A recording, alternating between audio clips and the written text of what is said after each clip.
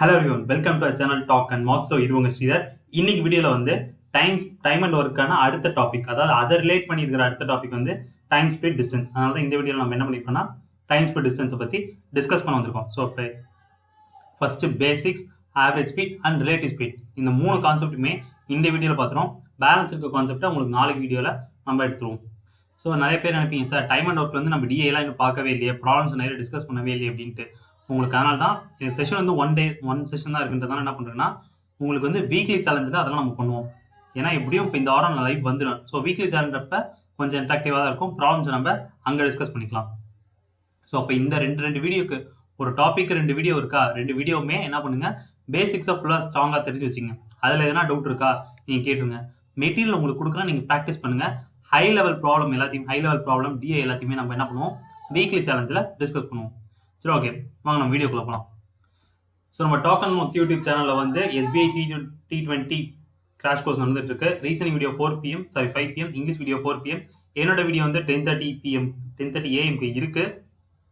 So மறக்காம ரெகுலராக பாருங்க, உங்க ஃப்ரெண்ட்ஸுக்கு எல்லாத்தையும் ஷேர் பண்ணுங்க. நம்ம யூடியூப் சேனல் யாராவது சப்ஸ்கிரைப் பண்ணாமல் தான் சப்ஸ்கிரைப் பண்ணுங்க, பக்கத்துக்கு பெல் ஐக்கனையும் ப்ரெஸ் பண்ணுங்க. அண்ட் நம்ம பேங்க் எக்ஸாமில் இப்போ அன்அகாடமி கூட டைப் வச்சிருக்கோம், எல்லாத்துக்குமே தெரியும். ஸோ அன்அகாடமியில் வந்து எல்லாமே உங்களுக்கு பெஸ்ட் எஜுகேட்டர்ஸ் தான் எடுக்க போகிறாங்க, இந்தியாவோட டாப் எஜுகேட்டர்ஸ். அது இல்லாமல் டவுட் கிளியரிங் செஷன்ஸ் உங்களுக்கு இருக்கும், லைவ் இன்ட்ராக்ஷன் கிளாஸ் தான் உங்களுக்கு இருக்கும். ஸோ யாராச்சும் சப்ஸ்கிரிப்ஷன் வேணும் அப்படின்னு ஆசைப்பட்டீங்க அப்படின்னா சப்ஸ்கிரிப்ஷன் எடுக்கணும். இல்லை சார், நான் அவங்களுக்கும் படிக்கணும் அப்படின்னு ஆசைப்பட்றேன் அப்படின்னா நீங்கள் யூஸ் பண்ணிக்கலாம். ஸோ நார்மலாக எடுக்கிற ஃபீஸோட உங்களுக்கு 10% ஆஃபரில் தான் உங்களுக்கு இருக்கிறோம். எப்போனா இந்த கோட் யூஸ் பண்ணுறப்ப, டாக் அண்ட் மார்க் அந்த கோட் யூஸ் பண்ணுறப்ப உங்களுக்கு ஆஃபர் இருக்கும். ஸோ அது மூலிமா நீங்கள் கொஞ்சம் டிஸ்கவுண்ட் பண்ணி படிக்கலாம். இல்லை சார், எனக்கு உங்களுக்கு வேறு எதனாச்சும் வேணும் அப்படின்னாலும் நீங்கள் என்கிட்ட பர்சனலாக கேட்கலாம். ஸோ வீடியோக்குள்ள போகலாம். Time speed distance. நம்ம நேற்று டைம் அண்ட் ஒர்க்கில் எஃபிஷியன்சி பார்த்தோம் பார்த்தீங்களா, டோட்டல் ஒர்க்கு, அதே கான்செப்ட் தான் இங்கே யூஸ் பண்ண போகிறோம். ஏன்னா சார் எனக்கு புரியலையே அப்படின்னா, அந்த இடத்துல நமக்கு எஃபிஷியன்சின்றது தான் இந்த இடத்துல என்ன ஆகுனா ஸ்பீடாக இருக்கும். டைம் வந்து டைம் தான், எவ்வளோ தூரம் போகிறீங்க அதுதான் நமக்கு ஒர்க் ஆகிடும். ஸோ அப்போ அந்த இடத்துல ஒர்க் இருக்க வேண்டிய இடத்துல எல்லாத்துக்குமே என்ன ஆகிடும்னா டிஸ்டன்ஸ் வந்துடும், எஃபிஷியன்சி இருக்க வேண்டிய இடத்துல ஸ்பீடு வந்துடும். இல்லை டைம் இருக்க வேண்டிய இடத்துல டைம் அப்படியே இருக்கும். இல்லை சார், எனக்கு வந்து இப்பயும் குழப்புது அப்படின்னா, எல்லாத்துக்குமே பைக் ஓட்டுற பழக்கம் இருக்கும். அட்லீஸ்ட் பைக்கை பார்த்துருப்பீங்க, ஸ்பீடோமீட்டர் இருக்கும். ஸோ ஸ்பீடோமீட்டருக்குள்ளே உங்களுக்கு என்ன இருக்கும், கிலோமீட்டர் பெர் ஹவர் இருக்கும், கரெக்டாக?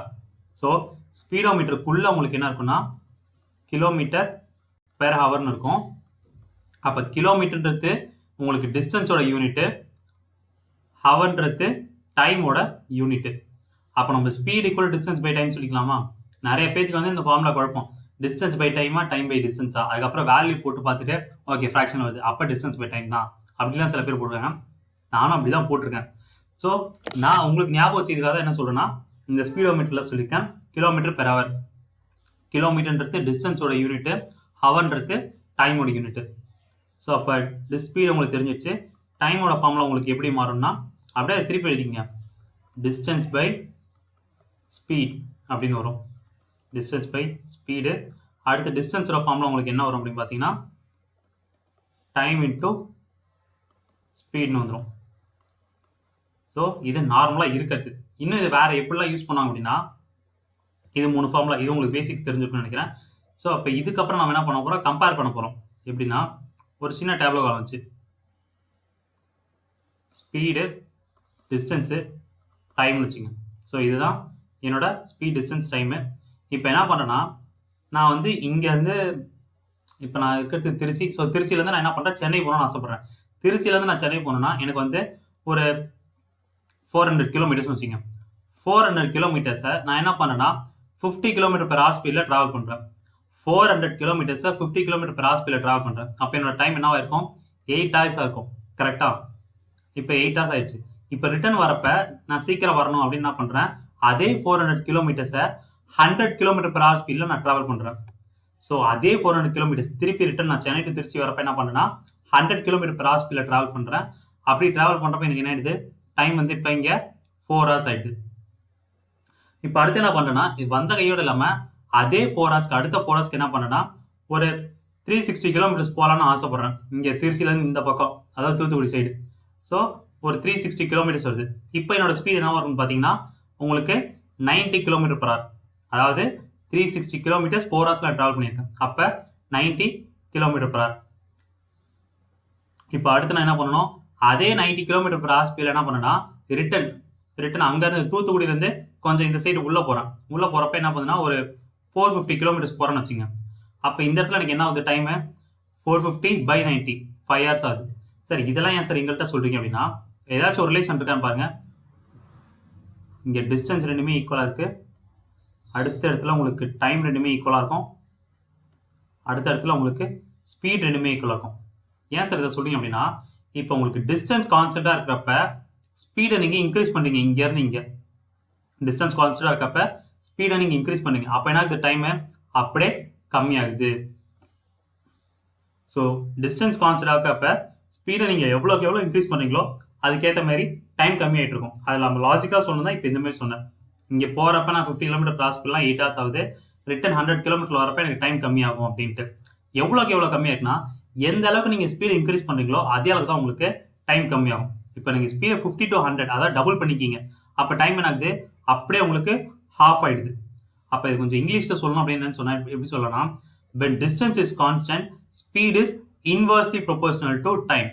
அதாவது டிஸ்டன்ஸ் கான்ஸ்டன்டாக இருக்கப்ப ஸ்பீடு வந்து டைமுக்கு இன்வெர்ஸ்லி ப்ரொபோஷனலாக இருக்கும். எந்த அளவுக்கு நம்ம ஸ்பீடு இன்க்ரீஸ் பண்ணுறோமோ அந்த அளவுக்கு டைம் கம்மியாகும். இப்போ நான் ஸ்பீடை கம்மி பண்ண அப்படின்னா எனக்கு என்ன ஆகும், டைம் வந்து அதிகமாயிட்டு இருக்கும். இதை நான் சொல்லுவாங்கன்னா ப்ரொபோஷனாலிட்டி தியரம் சொல்லுவாங்க. Proportionality theorem, proportionality theorem on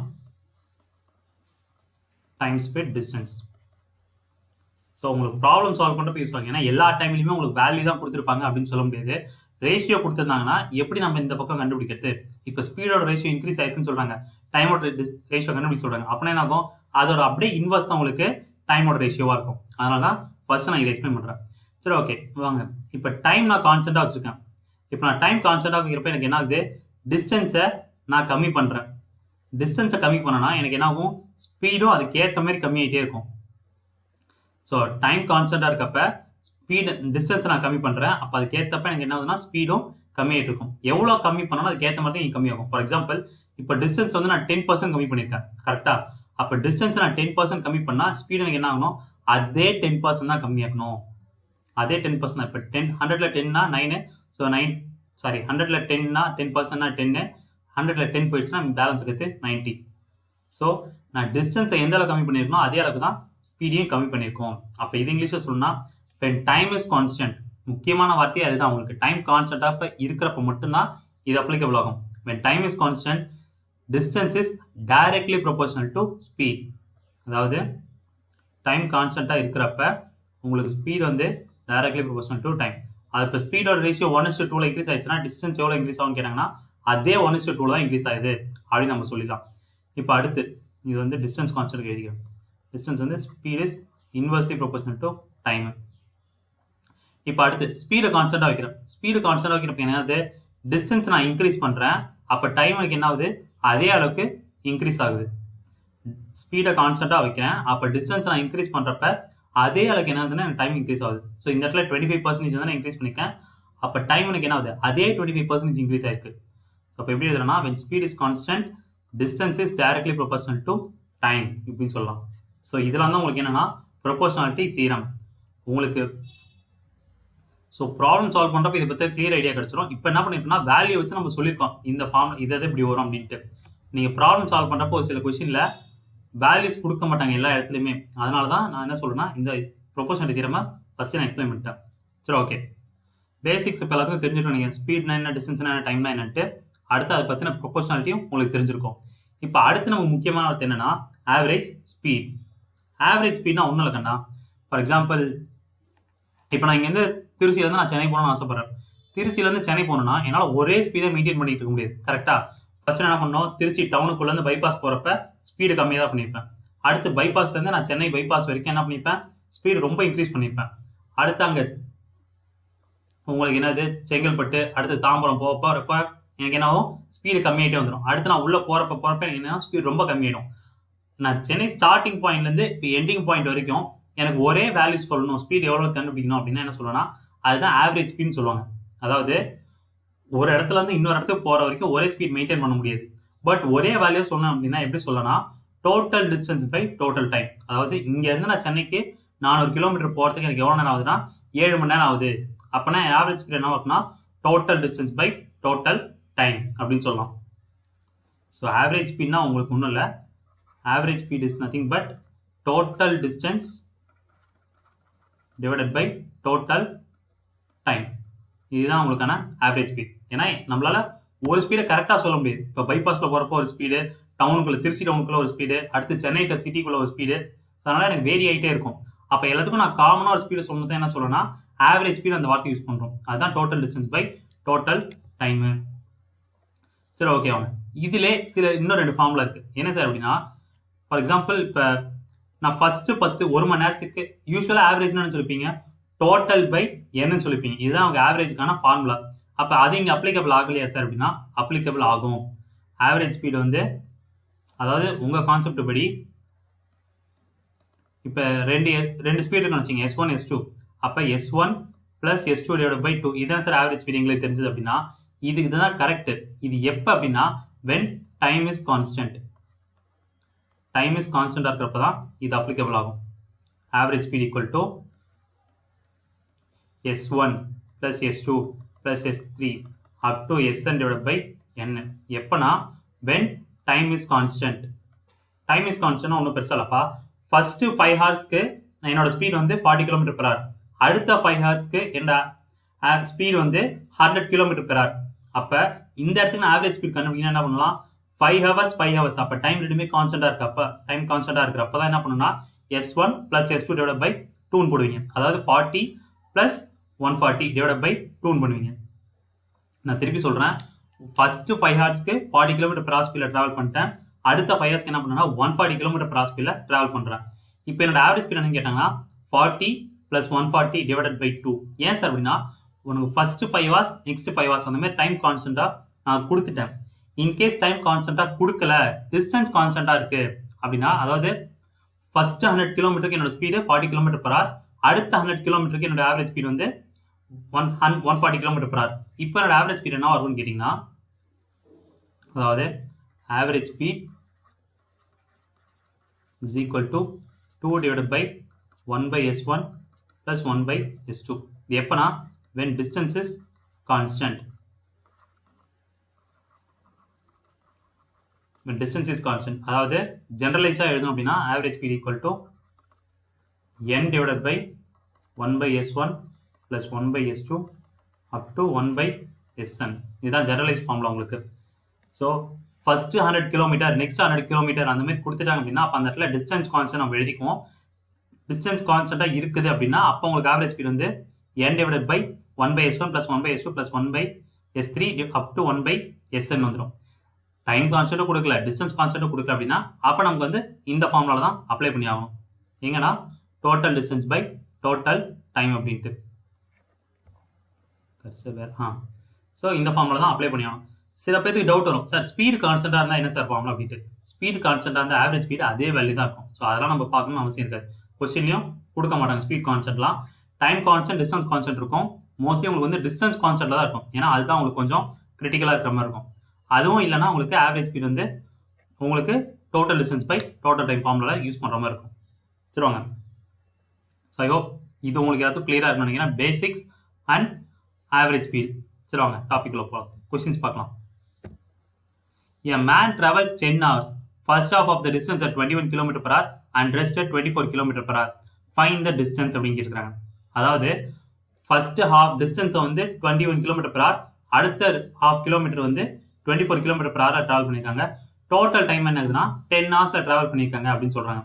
அப்போ அந்த டிஸ்டன்ஸ் எவ்வளோன்னு கேட்டுருக்காங்க. நமக்கு ஆவரேஜ் ஸ்பீடு கேட்கல. ஆவரேஜ் ஸ்பீடு கேட்டாங்கன்னா 1/21 + 2 / 1/21 + 1/24 போட்டுருவோம். பட் இவங்க கேட்டுக்கிறது டிஸ்டன்ஸ். அப்போ எப்படி எழுதிக்கலாம், ஃபர்ஸ்ட் நம்ம என்ன பண்ணுவோம், டேட்டா எழுதிப்போம்.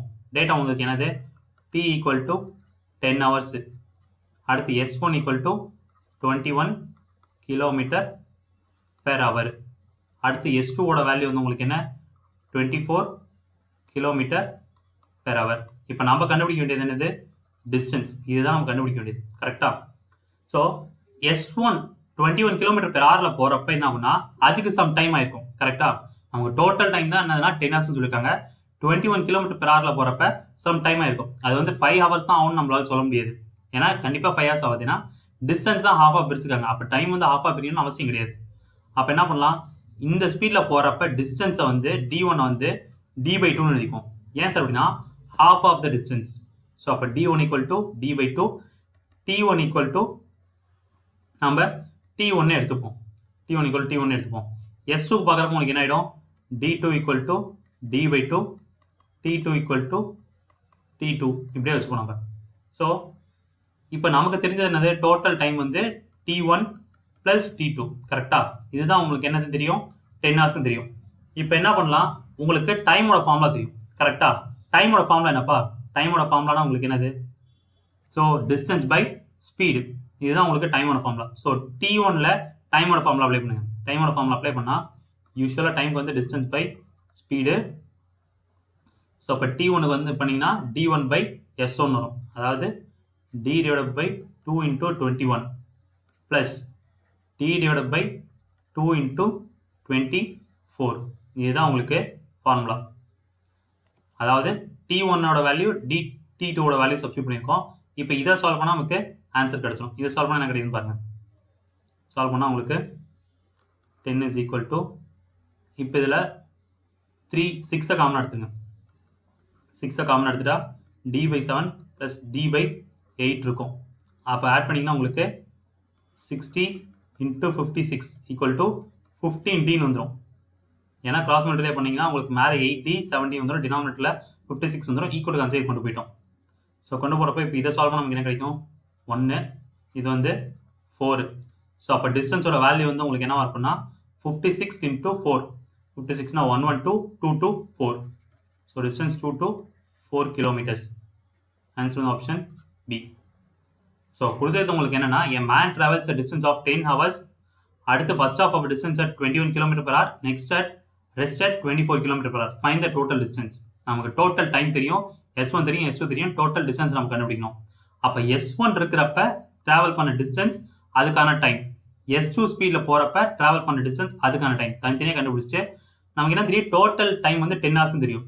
அப்போ t1 + t2 அதை எழுதிக்கணும். டைமோட ஃபார்முலா நம்ம அப்ளை பண்ணுறோம். அப்போ தான் நமக்கு என்ன கிடைக்கும்னா டிஸ்டன்ஸ் கிடைக்கும். ஸோ இப்போ சால்வ் பண்ண நமக்கு கிடைக்கிறது 224. சார் இப்போ எந்த இடத்துல எதை யூஸ் பண்ணணும் எனக்கு தெரியலையே சார் அப்படின்னா, உங்களுக்கு ஃபார்முலா எப்போல்லாம் ஆவரேஜ் ஸ்பீட்னு வார்த்தை இருக்கோ அப்போ அந்த இடத்துல அதை யூஸ் பண்ணுங்கள். ஆவரேஜ் ஸ்பீட் ஃபார்முலா யூஸ் பண்ணுங்கள்.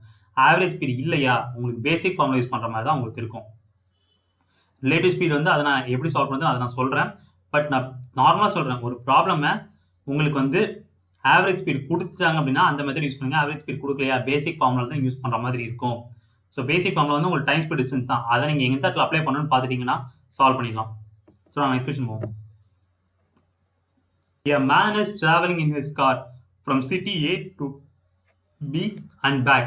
In a journey from A to B, he is traveling with a constant speed of 40 km/h.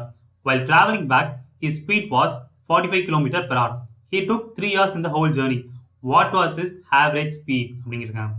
அதாவது இப்போ இது வந்து என்ன மெத்தடில் போடலாம், நம்ம வந்து average speed, so total distance போய் டோட்டல் டைமில் போட்டுடலாமா. டோட்டல் டிஸ்டன்ஸே கிடையாது இந்த சம்க்கு. ஸோ அப்போ எப்படி போடலாம் அப்படின்னா, நமக்கு வந்து டிஸ்டன்ஸ் கான்ஸ்டன்ட்ல போடலாம். எப்படி சார் அப்படின்னா, ஸோ டயக்ராமெட்டிக்கலாக அந்த கொஸ்டின் தெரிய பாருங்க. டயக்ராமெட்டிக்கலாக பார்க்குறப்ப இங்கேருந்து ஏ டு பி, இது ஏ வச்சுப்போம், இதை பி வச்சுப்போம். இங்கேருந்து இங்கே போகிறப்ப உங்களுக்கு என்ன ஆகுது அப்படின்னா, இங்கேருந்து இப்படி போகிறப்ப உங்களுக்கு 40 km/h போயிட்டாங்க. அடுத்து ரிட்டர்ன் வரப்ப 45 km/h வந்துருக்காங்க. 45 km/h. அதாவது போனது 40 km, வந்தது 45 km. அப்போ ரிட்டர்ன் பேக்குன்னு சொல்கிறப்ப நம்ம என்ன சொல்லலாம், டிஸ்டன்ஸ் கான்ஸ்டன்ட் சொல்லிடலாமா. டிஸ்டன்ஸ் கான்ஸ்டன்ட்னா அவங்க ஆவரேஜ் ஸ்பீட் என்னவா இருக்கும். ஸோ அப்போ average speed is equal to 2/1/s1 plus 1/s2. So solve பண்ணால் உங்களுக்கு என்ன கிடைக்கும், 2/1/40 ப்ளஸ் 1/45. 5 காமனாக எடுத்துகிட்டு மேலே கொண்டு போனீங்கன்னா உங்களுக்கு 10 ஆகிடும். So average speed equal to 10 into denominator 9 + 8 17. அடுத்து 9 × 8 56. சாரி 9 × 8 72. ஸோ இப்போ 720/17 இதை சால்வ் பண்ண ஆன்சர் கிடைச்சிடும். சால்வ் பண்ண உங்களுக்கு என்ன கிடைக்கும், ஸோ ஃபஸ்ட்டு 4 68 பேலன்ஸ் 4 வந்துடும். 4னா 2 வந்துடும் 42. நன் ஆஃப் தீஸ் இருக்குது. ஸோ அதை சால்வ் பண்ணாதீங்க, சால்வ் பண்ணியே பார்த்துங்க. ஸோ இப்போ 42 பாயிண்ட், இங்கே 36 போச்சுன்னா கேரி ஓவர் 6, கேரி ஓவர் 6னா உங்களுக்கு கிடைக்கிறது 351. ஸோ 3 அடுத்த 9னா உங்களுக்கு 5 கிடச்சிரும். ஸோ 42.35 ரவுண்டாக எழுதுனா 42.4 எழுதிக்கலாம். இதுதான் நமக்கான ஆவரேஜ் ஸ்பீடு. யூஸ்வலாக எல்லா இடத்துலையுமே டிஸ்டன்ஸ் கான்ஸ்டன்ட் அவங்க கொடுக்கணும்னு அவசியம் கிடையாது. ஸோ டிஸ்டன்ஸ் கான்ஸ்டன்ட்க்கு பதிலாக என்ன சொல்லுவாங்கன்னா A to B and B to A. For example நான் இங்கேருந்து காலேஜ் போகிறேன், காலேஜ்லேருந்து திருப்பி வீட்டுக்கு வரேன். அப்போனா எனக்கு இந்த இடத்துல என்ன ஆகும், டிஸ்டன்ஸ் கான்ஸ்டன்ட் தான் அர்த்தம். ஸோ அப்போ இந்த இடத்துல ஆவரேஜ் ஸ்பீட் கண்டுபிடிக்கணும்னா இந்த ஃபார்முலா யூஸ் பண்ணிக்கலாம், 2 divided by 1/s1 plus 1/s2 அப்படின்ட்டு. ஸோ இப்போ இந்த சம்ம நம்ம சால்வ் பண்ணுறப்ப கிடைக்கிறது 720/17. அதை கேன்சல் பண்ண நமக்கு 42.4ன்னு கிடைக்குது. 42.4 km/h. இதுதான் நமக்கு என்னன்னா ஆவரேஜ் ஸ்பீட். இப்போ இந்த இடத்துல என்ன கிளியராக இருக்கும் தெரியும், ஆவரேஜ் ஸ்பீட் இங்கே வார்த்தை மென்ஷன் பண்ணாலும் தான் நம்ம பண்ணிருக்கோம்னா இந்த ஃபார்முலா யூஸ் பண்ணுறோம். இன்கேஸ் ஆவரேஜ் ஸ்பீட் இல்லை அப்படின்னா அதுக்கு அடுத்து அவங்க டிஸ்டன்ஸ் கண்டுபிடிக்க சொன்னாலும் சரி, வேறு என்ன கண்டுபிடிக்க சொன்னாலுமே வேறு ஃபார்முலா, நம்ம பேசிக் ஃபார்முலா தான் யூஸ் பண்ணியிருப்போம். ஓகேங்களா? So Ranjan is traveling at a speed of 24 km/h, reaches a particular place in 10 minutes yearly. But when he travels at a speed of 16 km/h, he reaches the same place from same point in 10 minutes late. Find the distance. அதாவது என் ஸ்கூல்லேருந்து என் காலேஜ்லேருந்து நான் வீட்டுக்கே எடுத்துப்போம். காலேஜ்லேருந்து வீட்டுக்கு போகிறேன்னே வச்சுக்கோங்க. சரிங்களா? இது ஹோமு. இப்போ டிஸ்டன்ஸ் வந்து 24 km, ஸ்பீட் வந்து 24 km/h போகிறப்ப என்ன ஆகுதுன்னா 10 மினிட்ஸ் சீக்கிரமாக போயிடுறேன். இப்போ நான் T டைமுக்கு போகணும் அப்படின்னா 10 மினிட்ஸ் சீக்கிரம். அப்படின்னா எனக்கு என்ன ஆகும், டைம் வந்து T1 வந்து உங்களுக்கு T-10ன்னு ஆகிடும். ஏன் சார் அப்படின்னா இப்போ 9 மணிக்கு நான் போனோம் அப்படின்னா 8:50க்குலாம் போயிட்டேன். அப்போ 10 நிமிஷம் சீக்கிரமாக தான் நான் போயிருக்கேன். சீக்கிரமாக போனாலும் தான் என்ன பண்ணுறேன்னா மைனஸ் பண்ணுறேன். எப்போல்லாம் உங்களுக்கு டைமில் இயர்லின்னு வருதோ அப்போ அந்த இடத்துல என்ன பண்ணால் டைமை மைனஸ் பண்ணணும். நிறைய பேர் பண்ணுற தப்பு இந்த இடத்துல தான். T1 = T-10. இப்போ நான் அதே டிஸ்டன்ஸை 16 km/h போகிறப்ப என்ன ஆகுதுன்னா எனக்கு டைம் வந்து T2 வந்து உங்களுக்கு T+10 ஆகிடுது. இப்போ ரெண்டு இடத்துலையுமே டிஸ்டன்ஸ் கான்ஸ்டன்ட் தானே, ஃபைண்ட் த டிஸ்டன்ஸ்னு கொடுத்துருக்காங்க. சரி, ஓகே. இப்போ ஃபர்ஸ்ட் டிஸ்டன்ஸோட ஃபார்முலா உங்களுக்கு என்னது, டிஸ்டன்ஸோட ஃபார்முலானா ஸ்பீட் இன்டூ டைம், அதாவது S1 × T1 D = S2 × T2. ஏன்னா ரெண்டுமே டிஸ்டன்ஸ் சேம்ன்றதால நம்ம S1 × T1 S2 × T2 அப்படின்னு எழுதிப்போம். சரி, இப்போ இந்த இதுக்கு வரும் S1 × T1க்கே. S1 × T1னா 24 × T - 10/60. ஏன் சார் இந்த இடத்துல 10/60 போறீங்க அப்படின்னா உங்களுக்கு ஸ்பீட் வந்து km/h இருக்கு, ஆனால் டைம் வந்து உங்களுக்கு மினிட்ஸில் இருக்கு. ஸோ அப்போ அதையும் நான் ஹவர் கன்வெர்ட் பண்ணதால என்ன பண்ணேன்னா 10/16 நான் போட்டுக்கிறேன். சரி, இப்போ அடுத்து நான் இப்போ இந்த செகண்ட் ஃபார்முலா அப்ளை பண்ணுங்க. செகண்ட் ஃபார்முலாவில் இதுதான் உங்களுக்கு டிஸ்டன்ஸு. ஸோ இப்போ செகண்ட் ஃபார்முலாவில் டிஸ்டன்ஸ் உங்களுக்கு ஈக்குவல் என்ன வந்துடும், 16 × T + 10/60. ஸோ இப்போ இதில் T வேல்யூ கண்டுபிடிச்சி இதில் சப்ஸ்டியூட் பண்ணால் தான் நமக்கு ஆன்சர் டேரெக்டாக D கிடச்சிரும். அப்படி இல்லைனா ரெண்டுத்தையும் ஈக்குவேட் பண்ணிவிட்டு T கண்டுபிடிச்சிட்டு அதுக்கப்புறம் நம்ம டியை சால்வ் பண்ணலாம். ஸோ கொஞ்சம் பெட்டர் வந்து ரெண்டுத்தையும் கம்பேர் பண்ணிக்குவோம்.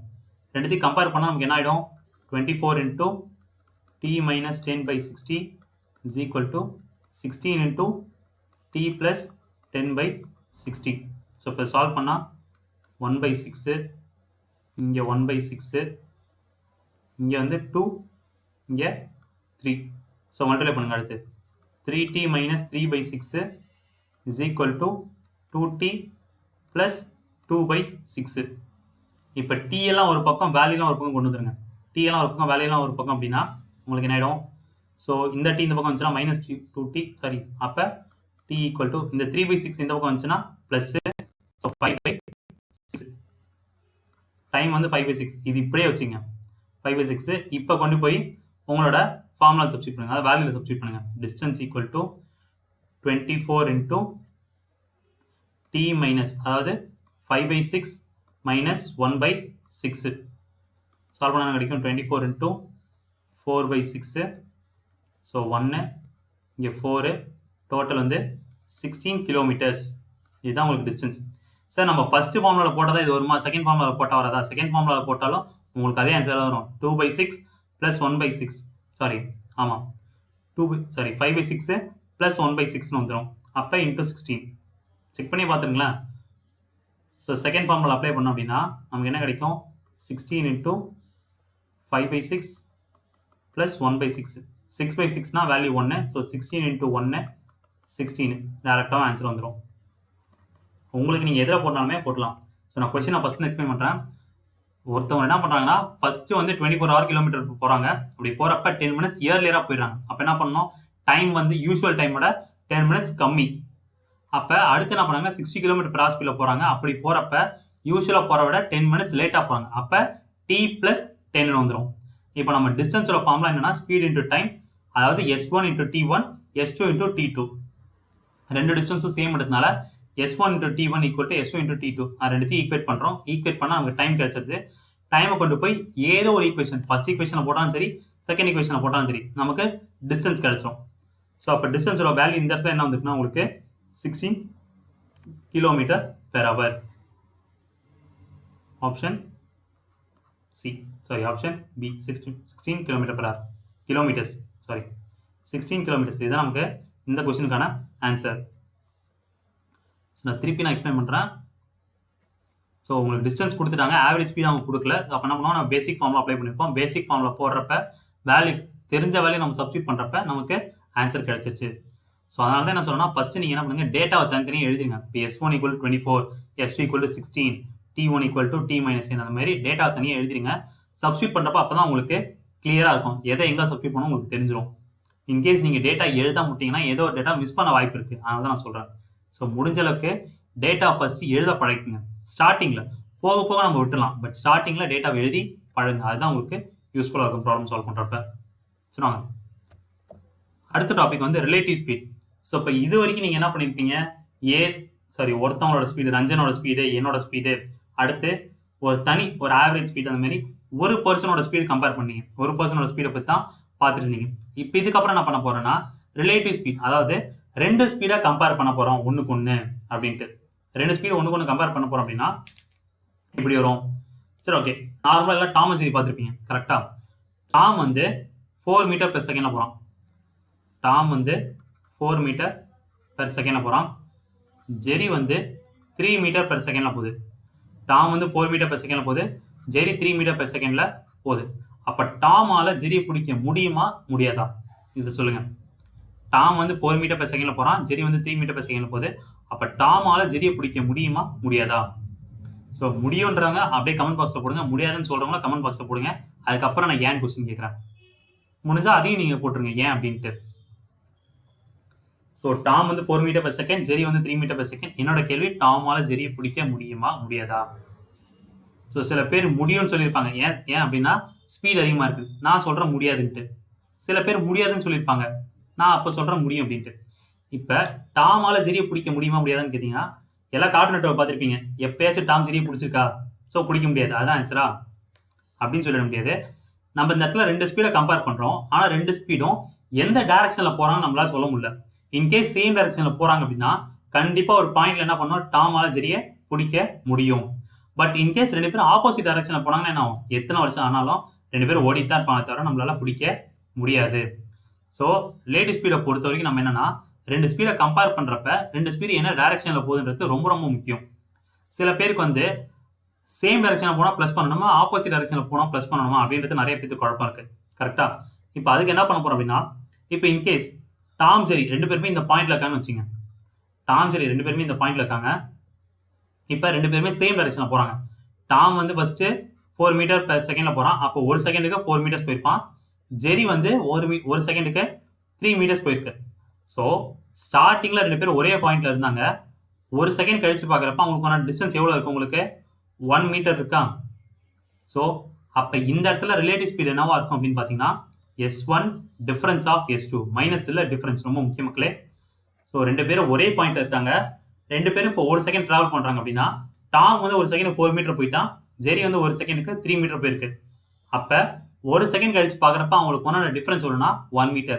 ஸோ அப்போ ஸ்பீடில் எழுதணும்னா 1 m/s எழுதிக்கலாமா ரிலேட்டிவ் ஸ்பீடு? இந்த 1 m/s எப்படி வந்துச்சு? 4 - 3. அதுதான் ஜென்ரலாக எழுதுறப்ப தான் S1 டிஃபரன்ஸ் ஆஃப் S2 வந்திருக்கு. இன்கேஸ் இப்போ ஆப்போசிட் டைரக்ஷனில் போனாங்கன்னா என்ன ஆகுதுன்னு பாருங்க.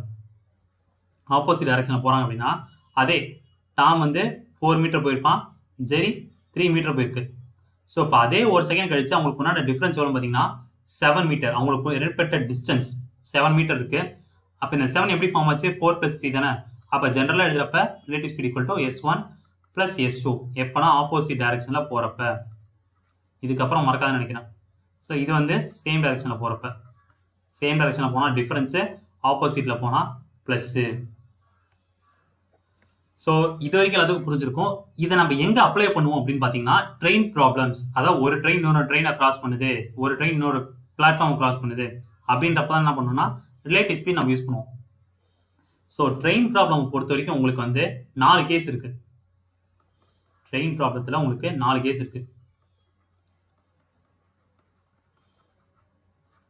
ஸோ ஃபர்ஸ்ட் கேஸ் வந்து உங்களுக்கு stationary point. Stationary point. Second case வந்து உங்களுக்கு ஸ்டேஷனரி லென்த்து.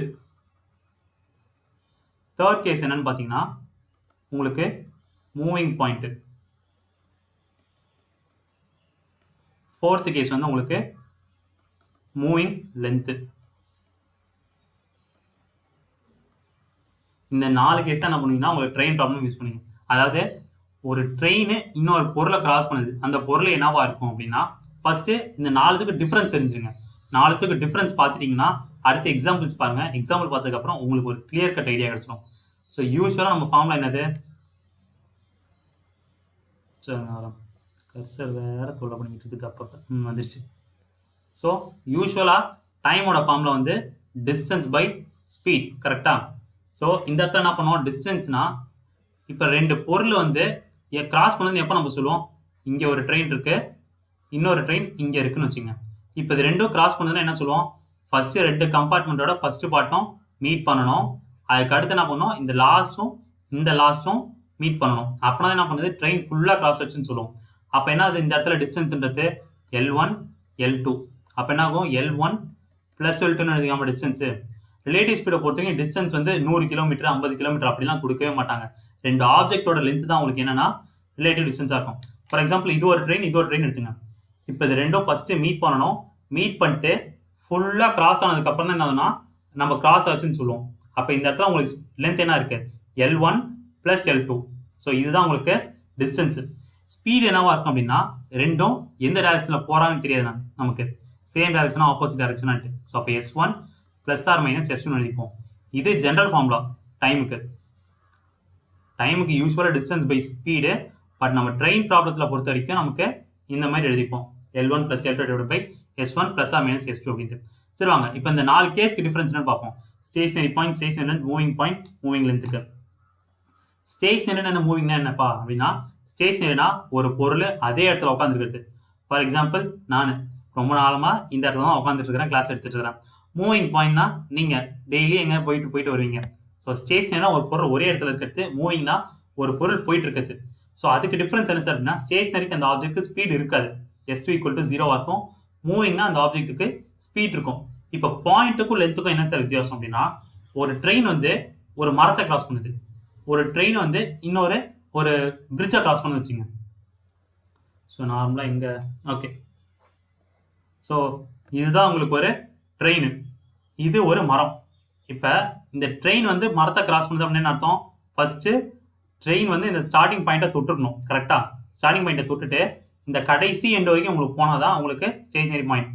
அதாவது இந்த இடத்துல லென்த்ன்றது என்னவா இருக்குன்னா உங்களுக்கு ட்ரெயினோட லென்த் மட்டும்தான் இருக்கும். ஏன்னா ஒரு பொருள் பாயிண்ட் நம்ம சொன்னோம் அப்படின்னா அதுக்கு பெரிய லென்த் இருக்காது. லென்த் இருக்கும், ஆனால் ட்ரெயினை கம்பேர் பண்ணுறப்ப இதோட லென்த் வந்து ரொம்ப சின்னது. ஃபார் எக்ஸாம்பிள் ஒரு ட்ரெயின் வந்து 150 மீட்டர் இருக்கும். ஒரு மரத்தோட லென்த் என்னவா இருக்கும்? நம்ம நிற்க வச்சா அது வேற. ஆனால் இப்போ இந்த மாதிரி இருக்கிறப்ப இந்த லென்த் வந்து உங்களுக்கு என்னன்னா ஒரு பாயிண்ட்ல தான் இருக்கும். ஸோ அப்போ ட்ரெயினை பார்க்குறப்ப இது வந்து ஒரு சின்ன புள்ளி தான், அதனால தான் இதை கிராஸ் பண்ணுறப்ப அது கனெக்ட் பண்ணல. ஆனால் இது மொத்தமாக கிராஸ் பண்ணதுக்கு எவ்வளோ நேரம் பார்க்குறது என்ன பண்ணணும்னா இந்த இடத்துல டிஸ்டன்ஸ் வந்து L1, அடுத்த ஸ்பீடு வந்து ட்ரெயினோட ஸ்பீட் மட்டும் தான் இருக்கும். ஏன்னா இந்த ஆப்ஜெக்ட் வந்து ரெஸ்ட்ல தான் இருக்கு. இன்கேஸ் ஸ்டேஷனரி லென்த் அப்படின்னு எடுத்துக்கோங்க, ஒரு பிளாட்ஃபார்ம். ஸோ இப்போ ஒரு பிளாட்ஃபார்ம்னா இப்போ இதான் ஒரு பிளாட்ஃபார்ம் நின்றுட்டு இருக்கு. இப்போ ட்ரெயின் வந்து கிராஸ் பண்ணா என்ன ஆகணும்? ஃபர்ஸ்ட் இந்த பிளாட்ஃபார்ம் ஃபர்ஸ்ட் தொட்டுருக்கணும், தொட்டுட்டு லாஸ்ட் வரைக்கும் போயிருக்கணும். அப்போ என்ன அர்த்தம்? இந்த பிளாட்ஃபார்ம் ஃபுல்லாக கிராஸ் பண்ணிச்சுன்னு அர்த்தம், கரெக்டா? அப்போ இந்த கேஸ்ல உங்களுக்கு லென்த் என்னவா இருக்குன்னா L1 + L2, அதாவது ட்ரெயினோட லென்த்து ப்ளஸ் பிளாட்ஃபார்மோட லென்த்து. இதுதான் ஸ்டேஷன் லென்த்துக்கான எக்ஸாம்பிள். மூவிங் பாயிண்ட்னு அர்த்தம், ஒரு மேன் வந்து ஓடிட்டு இருக்கான், ஒரு ஆள் வந்து ஓடிட்டு இருக்காங்க, ட்ரெயின் கிராஸ் பண்ணுது. அப்போ ட்ரெயினை பொறுத்த வரைக்கும் மேன்றது ஒரு சின்ன புள்ளி தான், ஆனால் ஓடிட்டு இருக்கான். ஸோ சம் டிஸ்டன்ஸ் ஸ்பீட் இருக்கிறது என்ன பண்ணணும்னா இது வந்து மூவிங் பாயிண்ட்ல எடுத்துப்போம். மூவிங் லென்த்னா 2 ட்ரெயினை கிராஸ் பண்ணுறது, 2 ட்ரெயினை ஓவர்டேக் பண்ணுறதுக்கு. இதுதான் உங்களுக்கு டிஃப்ரென்ஸ். ஸோ இப்போ எக்ஸாம்பிள் பார்ப்போம். ஸ்டேஷனரி பாயிண்ட்டுக்கான எக்ஸாம்பிள் அப்படின்னா, ஒரு ட்ரெயின் வந்து ஒரு மரத்தை கிராஸ் பண்ணுறது, இல்லை ஒரு சிலையை கிராஸ் பண்ணுறது, இல்லை ஒரு சிக்னலை கிராஸ் பண்ணுறது, இதெல்லாம் உங்களுக்கு என்ன அப்படின்னா ஸ்டேஷனரி பாயிண்ட்டுக்கான example. So stationary point formula எப்படி எழுதலாம் பார்த்துங்க. ஸோ ஸ்டேஷனரி பாயிண்ட்னா, ஸ்டேஷனரினா அந்த ஆப்ஜெக்ட்டுக்கு லென்த் ஸ்பீட் இருக்காது, பாயிண்ட்னா அந்த ஆப்ஜெக்ட் லென்த் இருக்காது. அப்போ டைம் ஈக்குவல் டு L1/S1 மட்டும்தான் வரும் ஸ்டேஷனரி பாயிண்ட்டுக்கு. ஸோ இப்போ ஸ்டேஷனரி லென்த்துக்கு உங்களுக்கு என்ன இருக்கும் அப்படின்னு பார்த்தீங்கன்னா, அந்த ஆப்ஜெக்ட்டுக்கு ஸ்பீட் இருக்காது, பட் லென்த்ன்றதுனால சம் லென்த் இருக்கு, டிஸ்டன்ஸ் இருக்கும். ஸோ அப்போ T = L1 + L2/S1. So stationary லென்த்துக்கு எக்ஸாம்பிள் என்ன சார் இருக்கும் அப்படின்னு பார்த்தீங்கன்னா, ஒரு பிளாட்ஃபார்மு, ஒரு பெரிய பிளாட்ஃபார்மு, ஒரு பிரிட்ஜு, ஒரு டனல், அடுத்து நின்றுட்டு இருக்க ட்ரெயின் இல்லை நின்றுட்டு இருக்க ட்ரெயின். ஏன்னா மூவிங் ட்ரெயின்னா அது வந்து மூவிங் லென்த் வந்துடும். ஸோ நின்றுட்டு இருக்க ட்ரெயின், ஒரு பிளாட்ஃபார்மு, ஒரு பிரிட்ஜு, ஒரு டனல், இதெல்லாமே என்னத்துக்கு எக்ஸாம்பிள்னா ஸ்டேஷனரி லென்த்துக்கான எக்ஸாம்பிள். மூவிங் பாயிண்ட்டுக்கு எக்ஸாம்பிள் என்ன சார் அப்படின்னு பார்த்தீங்கன்னா, நான் ஆல்ரெடி சொல்லிட்டேன், ஒரு ஓடிட்டு இருக்க பர்சனு, ஒரு காக்கா பறக்கிறது, ஒரு கன் ஷாட்டு, இதெல்லாமே என்ன மூவிங் பாயிண்ட்டுக்கான எக்ஸாம்பிள். ஒரு சின்ன புள்ளி தான், பட் அது மூவிங் ஆகிட்டு இருக்கு. ஸோ அது சம் ஸ்பீட் இருக்கும். பாயிண்ட்னா அந்த ஆப்ஜெக்ட்டுக்கு லென்த் இருக்காது. அப்போ T = L1 / மூவிங்னா அந்த ஆப்ஜெக்ட்டுக்கு ஸ்பீட் இருக்கும். ஸோ S1 ± S2 அப்படின்னு வந்துடும். L/S1 ± S2. ஸோ மூவிங் லென்த்னா அந்த ஆப்ஜெக்ட்டுக்கு லென்த்தும் இருக்கு, ஸ்பீடும் இருக்கு. அப்போ ஃபார்முலா உங்களுக்கு என்ன வரும்? T = L1 + L2/S1 ± S2. ± ஏன் போறோம் அப்படின்னா, அந்த ஆப்ஜெக்ட் சேம் டைரக்ஷன்ல போதா ஆப்போசிட் டைரக்ஷன்ல போதா நமக்கு தெரியாது. அதனால தான் என்ன பண்ணணும்னா ஜென்ரலைஸ்க்கு +or- எழுதிக்கிறோம். ஸோ உங்களுக்கு கொஸ்டின்ல வந்து ஸ்டேஷனரி பாயிண்ட், ஸ்டேஷனரி லென்த் கொடுக்க மாட்டாங்கன்னா, ஒரு ட்ரெயின் வந்து ஒரு பிளாட்ஃபார்மை கிராஸ் பண்ணுது, ஒரு பிரிட்ஜை கிராஸ் பண்ணி தான் கொடுத்துருப்பாங்க. அது எந்த கேஸ்ல வருது நீங்க ஃபர்ஸ்ட் அனலைஸ் பண்ணிட்டு அதுக்கப்புறம் ஒரு ஃபார்முலா அப்ளை பண்ணா ஆன்சர் வந்துடும். சரிங்க சார், இப்போ நான் ஆன்சர் போட்டேன், கரெக்டாக வந்துருமானா? அதுலேயே ஒரு சின்ன தப்பு நடக்கும். என்ன அப்படின்னு பார்த்தீங்கன்னா, உங்களுக்கு கொஸ்டின்ல கொடுக்குறப்ப லென்த் வந்து மீட்டர்ல இருக்கும், 150 மீட்டர், 200 மீட்டர் அப்படின்ட்டு. டைம் என்ன இருக்கும்? 10 செகண்ட்ஸ், 20 செகண்ட்ஸ் இருக்கும். பட் ஸ்பீட் என்ன பண்ணிருப்பாங்க அப்படின்னா km/h கொடுத்துருப்பாங்க. அப்போ என்ன பண்ணுவோம், அதே நம்ம ஃபர்ஸ்ட் மீட்டர்/செகண்ட் கன்வெர்ட் பண்ணிட்டு அதுக்கப்புறம் சப்ஸ்டியூட் பண்ணணும். ஸோ ஸ்பீடை km/h மீட்டர்/செகண்ட் கன்வெர்ட் பண்ணா என்ன பண்ணணும்? 5/8 மல்டிப்ளை பண்ணணுமா இல்லை டிவைட் பண்ணணுமா? யூஸ்வலா ஸ்பீடு வந்து km/h இருக்கு, km/h இருக்கு. நான் மீட்டர்/செகண்ட் மாற்றணும் அப்படின்னா உங்களுக்கு என்ன ஆகும்? ஸோ 1 கிலோமீட்டர்னா 1000 மீட்டர், 1 ஹவர்னா 3600 செகண்ட்ஸு. ஸோ இப்போ சால்வ் பண்ணால் உங்களுக்கு என்ன கிடைக்குன்னா 5/18 மீட்டர்/செகண்ட். ஸோ ஒரு km/h மீட்டர்/செகண்டாக கன்வெர்ட் பண்ணணும் அப்படின்னா இன்டூ 5/18. ஏன்னா நேருக்கு நேராக இருக்குது, ஸ்பீடுக்கு நேராக 5/18 இருக்கு. ஸோ அப்படியே மல்டிப்ளை பண்ணிடுங்க. இன்கேஸ் மீட்டர்/செகண்ட் km/h மாற்றணும்னா 18/5 மல்டிப்ளை பண்ணுங்க, அவ்வளோதான். km/h மீட்டர்/செகண்டாக கன்வெர்ட் பண்ணணும்னா 5/18 மல்டிப்ளை பண்ணுங்க. மீட்டர்/செகண்ட் km/h மாற்றணும் அப்படின்னா 18/5 மல்டிப்ளை பண்ணுங்க. ஸோ ஐ ஹோப் இது இந்த ஃபார்முலா உங்களுக்கு புரிஞ்சிருக்குன்னு நினைக்கிறேன். இதில் புரியலாம், இதில் ஸோ ஒரு ஜெனரலைஸ் ஃபார்முலா தான், அது இப்படி நம்ம 4 கேஸாக டிஃபரெண்ட் பண்ணியிருக்கோம். ப்ராப்ளம் சால்வ் பண்ணுறப்ப உங்களுக்கு தெளிவாக புரிஞ்சிடும் எந்த இடத்துல எதை யூஸ் பண்ணுறோம் அப்படின்ட்டு. சரி, நாங்கள் நெக்ஸ்ட் கொஸ்டின் போவோம். ரொம்ப நேரம் ஒட்டிட்டணும், இல்லை இன்னும் கொஞ்சம் டைம் இருக்கு. சரிங்க, இதில் train of a length 120 metre travelling with speed of 40 metres per second சொல்லிட்டாங்க. ஸோ அப்போ இந்த இடத்துல என்ன ஆகும்? L1 எனக்கு வேல்யூ வந்து 120 மீட்டர், அடுத்து வித் ஸ்பீட் ஆஃப் 40 மீட்டர்/செகண்ட் சொல்லிட்டாங்க. அப்போ S1ஓட வேல்யூ வந்து எனக்கு 40 metre per second. Another train of a length, another ட்ரெயின்னா சொல்லிட்டாங்க. அனதர் ட்ரெயின் சொன்னதுனால இது வந்து எய்தர் ஸ்டேஷனரி லென்த்தாக இருக்கலாம் ஆர் மூவிங் லென்த்தாக இருக்கலாம். ஆஃப் 80 மீட்டர் டிராவலிங்னு சொல்லிட்டாங்க. அப்போ என்னது? இது மூவிங் லென்த்தில் தான் வரும். So L2 = 80 metre, same direction சொல்லிட்டாங்க. ஸோ அப்போ இந்த இடத்துல இருக்க வேண்டியது S டிஃபரன்ஸ் ஆஃப் S2. முக்கிய மக்களே, அடுத்து then it leaves 100 metres behind. அதாவது யூஸ்வலாக ஒரு ட்ரெயின் போயிட்டு இருக்கு, 120 மீட்டர் உள்ள ட்ரெயின் வந்து 80 மீட்டர் இருக்க ட்ரெயினை ஃபர்ஸ்ட் தொட்டுட்டு கிராஸ் பண்ணிட்டு அடுத்து 100 மீட்டர் முன்னாடி போகிறதுக்கு இந்த டைம் தான் என்ன சொல்லியிருக்காங்கன்னா உங்களுக்கு 20 செகண்ட்ஸ்னு சொல்லிட்டாங்க. So time equal to 20 seconds. யூஸ்வலாக கிராஸ் பண்ணுறது அப்படின்னா நம்ம L1 + L2 சொல்லுவோம்.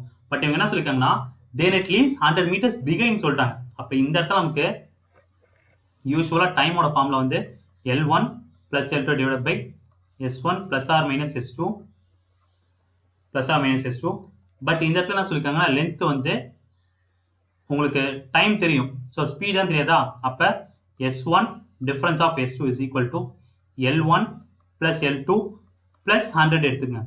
ஏன்னா யூஸ்வலாக ஒரு ட்ரெயினை கிராஸ் பண்ணுறதுக்கு எவ்வளோ டைம் தான் கொடுப்பாங்க. பட் இந்த இடத்துல அது 100 மீட்டர் முன்னாடி போகிறதுக்கு எவ்வளோ டைம் கொடுத்துருக்காங்கன்னா 20 செகண்ட்ஸ் சொல்லியிருக்காங்க. ஸோ இப்போ L1 + L2 + 100 divide by time. So value substitute பண்ணுங்க. S1ஓட வேல்யூ வந்து 40 மீட்டர்ஸ்னு உங்களுக்கு வேல்யூ தெரியும். So 40 difference of S2 is equal to 120 + 80 + 100 divide by 20. இதுதான் உங்களுக்கு 20 செகண்ட்ஸ் சொல்லிட்டாங்க. ஸோ சால்வ் பண்ணால் 40 difference of S2 is equal to 300/20. அப்போ 15. இப்போ இதை சால்வ் பண்ணிங்கன்னா உங்களுக்கு S2ஓட வேல்யூ என்ன அப்படின்னா 25 மீட்டர்/செகண்ட். ஏன்னா உங்களுக்கு கொஸ்டின்லேயே மீட்டர்/செகண்ட் தான் கொடுத்துட்டாங்க, இங்கேயும் மீட்டர் தான் இருக்குது, இங்கேயும் செகண்ட் தான் இருக்குது. ஸோ எதையும் கன்வெர்ட் பண்ண அவசியம் இல்லை. ஆன்சர் வந்து ஆப்ஷன் சி. ஸோ ரெண்டு ட்ரெயினோட லென்த் கொடுத்துட்டாங்க 120 and 80 மீட்டர்ஸ் அப்படின்ட்டு. அந்த ட்ரெயின் இன்னொரு ட்ரெயினை கிராஸ் பண்ணி 100 மீட்டர் முன்னாடி போகிறதுக்கு என்ன அப்படின்னா 100 மீட்டர் முன்னாடி போகிறதுக்கு 20 செகண்ட்ஸ் ஆகுதுன்னு சொல்லிட்டாங்க. அப்போ L1 + L2 + 100 தான் உங்களுக்கு என்னன்னா 20 செகண்ட்ஸ். ஸோ இதுதான் உங்களுக்கு டோட்டல் லென்த்து. ஸ்பீட் வந்து S1 டிஃபரன்ஸ் ஆஃப் S2, ஏன்னா சேம் டைரக்ஷன் சொல்லிட்டாங்க. S1 வந்து 40 மீட்டர்/செகண்ட், S2 நம்ம கண்டுபிடிக்கணும். டைம் வந்து 20 செகண்ட்ஸ். ஸோ இதை நம்ம ஃபார்முலா அப்ளை பண்ணோம்னா நமக்கு கிடைக்கிறது 25 மீட்டர்/செகண்ட். ஸோ ஆன்சர் வந்து ஆப்ஷன் சி. ஸோ இன்னைக்கு செஷனை இதோட நம்ம முடிச்சுக்குவோம். நாளைக்கு செஷனில் உங்களுக்கு என்ன ஆகும்னா எஃபெக்டிவ் ஸ்பீட் நடத்துவோம், அதுக்கப்புறம் ப்ராப்ளம்ஸை டிஸ்கஸ் பண்ணலாம். ஸோ இந்த வீடியோ பார்த்த அனைவருக்கும் என்னோட மனமார்ந்த நன்றிகள். Thank you so much for everyone. என்னோட வீடியோஸ் இன்னும் நிறைய பார்க்கணும் அப்படின்னா நம்ம டாக் அண்ட் மார்க் சேனலையும் பார்க்கலாம், அன்அகாடமிலையும் பார்க்கலாம். அன்அகாடமியில் வந்து என்னோட நேம் வந்து ஸ்ரீதர் ஜீன் டைப் பண்ணிங்கன்னா என்னோட ப்ரொஃபைல் வந்துடும். லிங்க்கும் நான் உங்களுக்கு இங்கே கொடுத்துருக்கேன். ஸோ லிங்க் நீங்கள் கிளிக் பண்ணாலும் என்னோட ப்ரொஃபைல் ஓப்பன் ஆகும். என்னை ஃபாலோ பண்ணிங்கன்னா உங்களுக்கு நிறைய வீடியோஸ் என்னோட அப்டேட்ஸ் எல்லாமே உங்களுக்கு வந்துருக்கும். ஸோ சப்ஸ்கிரிப்ஷன் எடுக்கணும், இல்லை சார் நான் மேற்கொண்டு அதில் ப்ளஸ் ஸ்டூடெண்டாக மாறணும் அப்படின்னா டாக் அண்ட் மார்க் அப்படின்ட்டு ரெஃபரல் கோட் யூஸ் பண்ணிங்கன்னா 10% ஆஃபர் கிடைக்கும். ஸோ அது மூலிமா நீங்கள் கொஞ்சம் ரேட் கம்மியாக உங்களுக்கு. இது உங்களுக்கு எதனா டவுட் இருக்குது அப்படின்னா நீங்கள் டெலிகிராம் குரூப்பில் கேட்கலாம், இல்லை சேனலோட லிங்க்கும் உங்களுக்கு இங்கே போட்டிருக்கோம். ஸோ எதனா உங்களுக்கு டவுட்னா நீங்கள் கேளுங்க, எதனா சொல்லனாலும் நீங்கள் சொல்லலாம். So thank you so much for everyone. அடுத்த வீடியோவில் சந்திப்போம். அது வரையும் விடைபெறுவது உங்கள் ஸ்ரீதர்.